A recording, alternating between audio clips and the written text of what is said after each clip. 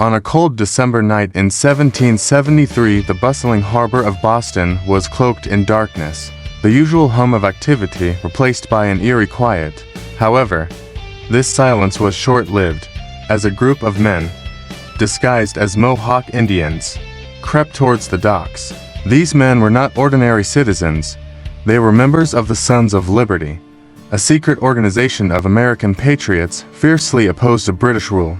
The catalyst for this night's event was the Tea Act, imposed by the British Parliament earlier that year.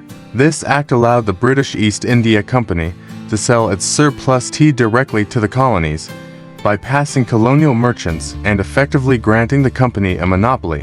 While the tea was cheaper, it still included a tax, which many colonists viewed as a symbol of British tyranny and their lack of representation in Parliament. As the men, led by Samuel Adams, approached the three ships docked at Griffin's Wharf, the Dartmouth, the Eleanor, and the Beaver, they moved with a sense of purpose and urgency. Their plan was clear.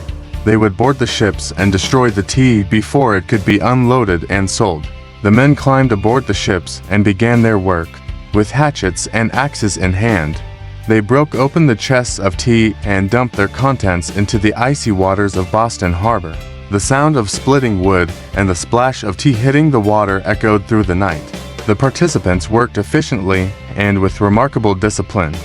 No property was damaged except for the tea, and they even swept the decks clean afterward.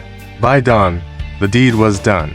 The men had destroyed 342 chests of tea, worth nearly 10,000 pounds, a fortune in those days. As the first light of morning illuminated the harbor, the dark waters were stained with the telltale hue of tea.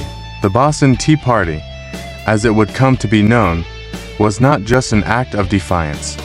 It was a bold statement against taxation, without representation, and British oppression.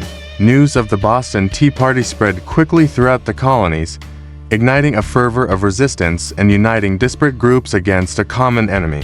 The British response was swift and severe.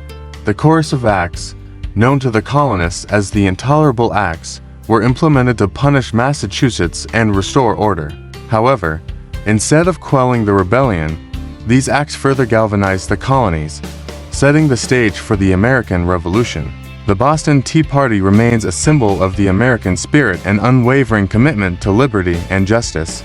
Even in the face of overwhelming odds, the actions of those brave men on that cold December night sparked a movement that would ultimately lead to the birth of a new nation founded on the principles of freedom and democracy.